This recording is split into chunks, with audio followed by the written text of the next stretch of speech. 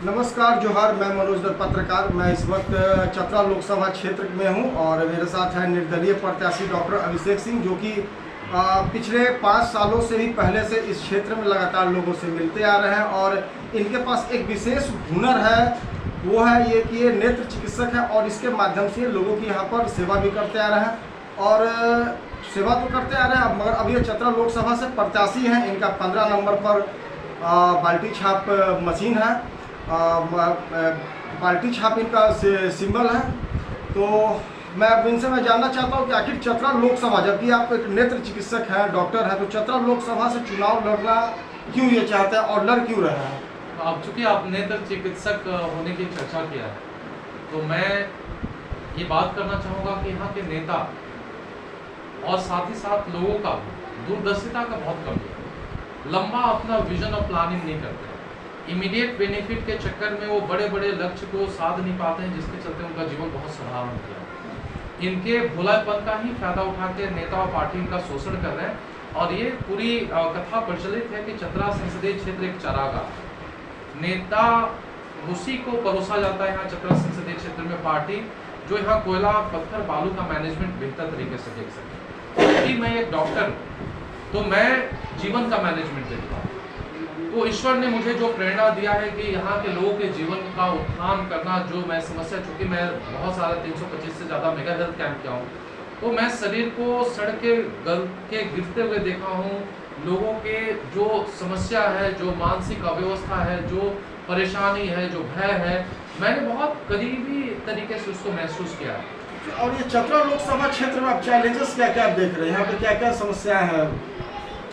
सबसे बड़ी समस्या यहाँ की अगर लोगों के स्तर पर देखा जाए तो व्यक्ति और व्यक्तित्व का निर्माण यहाँ बहुत पुअर है, बहुत खराब स्थिति है। जिस तरह के यहाँ के व्यवस्था या अव्यवस्था है, जिसके चलते व्यक्तित्व का निर्माण यहाँ लोगों में नहीं हो पाता। दूसरा, यहाँ राजनीतिक दलाल जो है सबसे बड़ी समस्या। पूरे चतरा संसदीय क्षेत्र की जितनी बड़ी समस्या यहाँ के विधायक और एमपी नहीं है, उससे ज्यादा यहीं के लोग जो राजनीतिक दलाल हैं, वो नेता को पब्लिक से और पब्लिक को नेता से दूर रखते हैं और बीच में सारा मलाई वो खाते रहते हैं और रियल सांसद और विधायक वही रहते हैं। सांसद बेचारा उसको बोलते हैं कि सर मैं पूरा संभालूंगा, आप उधर देखिए, कहाँ इतना टेंशन लीजिएगा। क्योंकि लोगों का व्यक्तित्व को उतना विकास ठीक से नहीं हुआ है, तो सांसद या विधायक कम्युनिकेट करने में प्रॉब्लम होता है। और मेरा होता है कि 200-250 कॉल एवरीडे अटेंड करना, उनको मदद करना। मैंने इस चीज़ को चुनौती के रूप में कि इस चीज़ का समाधान होना चाहिए जो आज तक कोई हिम्मत नहीं कर पाता। जी, अब कहा जाए तो एक चैलेंजेस, एक तरफ बीजेपी जो एक आंधी की तरह 400 पार की नारे वो दे रही है और ना जाने कितने गारंटी जैसे नारे वो दे रही है। दूसरी तरफ कांग्रेस जो मैनिफेस्टो लेकर आई है वो है कि सीधा कृषि ऋण माफ, तो आपका मतलब बहुत सारे वो प्रलोभन के 8 लाख रुपए आप सालाना महिलाओं खाते में। तो इस भीड़ में, इस आंधी में आप कैसे आगे निकलेंगे? एक्चुअली वो आंधी है और मैं विश्वास हूँ। आंधी तो कभी कभी बहता है फिर चला जाता है। तो ये मैनिफेस्टो भी जब तक चुनाव है तभी तक रहेगा। इसके बाद तो 10 साल में सांसद बीजेपी के कुछ नहीं उखाड़ पाया, मोदी जी के पीएम होने से किसी का जीवन में कुछ चेंज नहीं आया, तो अगला 15 सालवा भी वो खराब हो जाएगा। इसलिए 5 साल बर्बाद करने के मूड में नहीं है। शहर में और आपको सोशल मीडिया में आपको मोदी जी का आंधी दिखाई दे रहा होगा। आप गांव और जंगल में जाइएगा तो लोग लग रहा है कि जैसे कलंकित पार्टी नहीं होता है बीजेपी, मतलब एक कलंकित पार्टी की जिससे निजात मिले, वो ईश्वर से प्रार्थना कर रहे हैं और अपने पूरा जोश और जुनून के साथ लगे हुए हैं। इनको तो हरा कर इसलिए इस बार बीजेपी तीसरे पोजीशन पे, बीजेपी पहला या दूसरे नंबर पर भी नहीं है। ये सत्य बात है। तो पहले नंबर पर हम किसको आते हैं? जिस पे लोगों को विश्वास होगा, जो उपयोगी होगा, उसी को वोट करेंगे। आप किसको वोट देना चाहिएगा? आप किसी पार्टी और नेता को वोट देना चाहिएगा या जिस पे आपको विश्वास हो गया, जो आपको लगेगा कि मेरे लिए उपयोगी होगा, कभी ना कभी काम आएगा, उसी को वोट दीजिएगा ना। तो आप जैसा सोचते हैं, व्यक्ति का यही निर्णय होना चाहिए। यही निर्णय भी होना चाहिए जैसा आप सोचते हैं। बाकी लोग भी वैसे ही सोचते हैं। दूसरा चीज, कांग्रेस का गुब्बारा अभी भगवान थोड़ा सा बढ़ा रहे हैं ताकि लोगों के दिमाग से बीजेपी गायब। एक पार्टी दूसरे पार्टी को पहले काटेगा। 3-4 दिन में हालत होगा कि कांग्रेस एक तरफ भागेगी, आरजेडी दूसरी तरफ भागेगी और फिर जेएमएम तीसरी तरफ भागेगी। एक दूसरे तीसरे को काटेंगे कि कहीं ये अगर आगे आ गया तो हम पीछे चले जाएंगे। और अल्टीमेटली देखिएगा कि कांग्रेस निहत्था अकेले खड़ा रहेगा। प्रलोभन, अपने प्रलोभन बोले ना कि 8 लाख दे देंगे, अपने पिताजी कहाँ से देंगे? काहे देश को खोखला कर रहे हो भाई? मुफ्त में खाने के लोगों को क्यों आदत डाल रहे हो? क्यों घर में बैठे लोग सब कुछ मिलते रहेगा और कर्म नहीं करेंगे? कर्म योगी बनाओ, उससे उनके अंदर साहस आएगा, आत्मविश्वास आएगा, उनके व्यक्तित्व में निखार आएगा, वो कर्मशील होंगे तभी भगवान की कृपा भी उनके ऊपर आएगी। तो ये पूरा प्रलोभन है।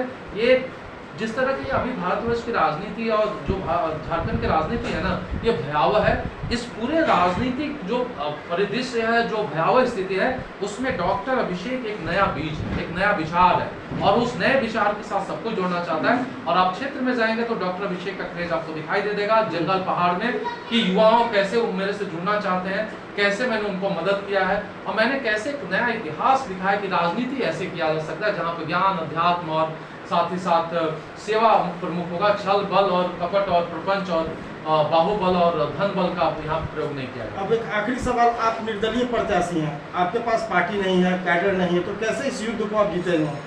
मेरे पास सबसे बड़ा जो ताकत है वो बहुत बड़ा विचार है, मेरे पास बहुत बड़ा उद्देश्य है। मैंने आज पड़ोसी को पानी पिलाने के लिए कोई नहीं हाथ बढ़ा रहा है। पार्टी जो है और नेता लोगों का शोषण कर रहे हैं, उनके अधिकार को अपने पॉकेट में रख ले रहे हैं और डॉक्टर अभिषेक अपने पॉकेट से निकाल के पूरे चतरा संसदीय क्षेत्र में वैसे जगह पे लोगों को दवा दिए, चश्मा दिए जो आज तक वहाँ पे डॉक्टर पहुँच नहीं सकता है। आप कितने लोगों का anxiety, migraine, depression, chest pain का इलाज लातेहार में करवा लीजिएगा? आप कितने चतरा में करा लीजिएगा? अगर वो जंगल, पहाड़ और नदी में जाके मैं लोगों को सेवा किया हूँ, उनके मानसिक शांति का कारण डॉक्टर अभिषेक है, उनकी बेचैनी कम होने का कारण डॉक्टर अभिषेक है, तो पार्टी क्या उखाड़ ली कि उनको वोट देंगे? इसलिए डॉक्टर अभिषेक एक विश्वास है, एक उम्मीद है, एक भयावह स्थिति जो अब पूरे झारखंड के राजनीति में पैदा हो गया। कांग्रेस के नेता अभी पकड़ाए ना, 50 करोड़ उनका पीए, उनके पास कितना होगा? उनके पत्नी के पास कितना होगा? उनके रिलेटिव के पास कितना होगा? हर जगह पैसा फैला, वो कहाँ से आ रहा है? उनके 2.5 लाख के और 2 लाख के सैलरी से हो रहा है या अनैतिक धन कमा रहे हैं? कांग्रेस ही कर रही है ना। बीजेपी जब पद से उतरेंगे अपना तब समझ में आएंगे वो कितना 1000 करोड़ छुपा के रखे हैं। पहले एक बार नीचे उतरे तब लोग उनको ढूंढेंगे कि भाई तुम्हारे पास कहाँ और ऐसे धन कहाँ से आए। जब तक पद पे कोई नहीं पूछ रहा है। इसलिए दोनों ही विचार जो है लोगों के लिए निराशाजनक है। इसलिए तीसरा विचार डॉक्टर अभिषेक और आप पत्रकार है, यहाँ त्रिकोणीय मुकाबला है और एक तरफा 2-4-5 दिन में हो जाएगा। जैसा कि आपने सुना, जो आपके प्रत्याशी हैं डॉक्टर अभिषेक जी, इन्होंने काफ़ी जो इनका बयान था वो काफ़ी जागरूकता फैलाने वाली बयान था और जागरूक लोग ही इनको मतदान करेंगे। अब चतरा लोकसभा क्षेत्र की जनता को जागरूक होने की जरूरत है कि आखिर उनका मतदान कहाँ जाता है, भाजपा पर, कांग्रेस पर या तो फिर डॉक्टर अभिषेक पर या तो फिर इसके अलावा भी अन्य 19 लोग इस चतरा लोकसभा क्षेत्र से मैदान में हैं। बहुत बहुत धन्यवाद डॉक्टर अभिषेक जी, नमस्ते।